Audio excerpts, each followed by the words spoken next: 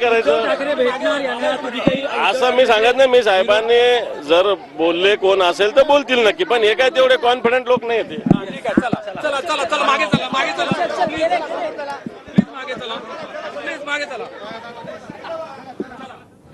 आता बघू, आता ते मध्ये गेले उद्धव साहेबांना बोलतात काय बोलतात बघू. ते ज्या पद्धतीने बोलले तुम्हाला कोणी पाठवलंय वगैरे कसं काय त्याच्यावर जे काय सांगितलं सत्ताधारी विरोधी यांचं कामच इकडून तिकडे चुकून इकडं.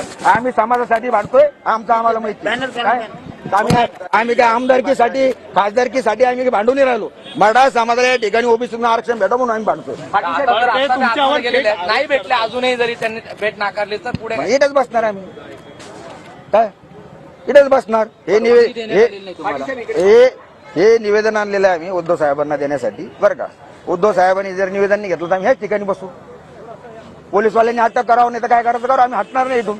आदित्य ठाकरे आताच बाहेर गेलेले आहेत, ते देखील तुम्हाला भेटलेले नाही. आम्ही उद्धव साहेबांना भेटणार आहे ना, पक्षप्रमुखांना आम्ही या ठिकाणी भेटणार आहोत आणि पक्षप्रमुखांनी त्यांची या ठिकाणी काय भूमिका आहे त्यांची अजून पुन्हा सांगतो मी. काय मराठा समाजाला त्यांचं हक्काचं ओबीसीतलं आरक्षण भेटावं म्हणून आमची मागणी. थांबना. रमेश केरे पाटील आपल्या सोबत आहेत, आपण बातचीत करणार आहोत. मातोश्री बाहेर जे आहे ते आंदोलन सुरू आहे, तुमचं काय प्रतिक्रिया केरे पाटील साहेब? मातोश्री बाहेर आंदोलन सुरू आहे, काय प्रतिक्रिया?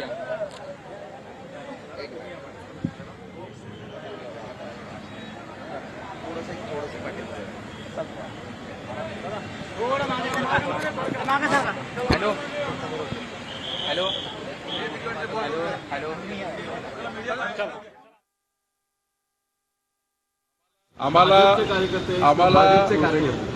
आम्हाला असं करायची गरजच पडत नाही, कारण मराठा समाज हा वेगवेगळ्या संघटना आरक्षणाची मागणी करतात आणि मराठा समाजाची संघटना किंवा समाजाचे जे प्रतिनिधी गेले असतील उद्धव ठाकरेला भेटायला, तर उद्धव ठाकरेंचं पहिलं काम होतं की त्या समाजाच्या कोणत्या पक्षाच्या आहे, कोणत्या घटकाच्या आहे हे न विचार करता उद्धव ठाकरेंनी तात्काळ त्यांना भेटायला पाहिजे होतं.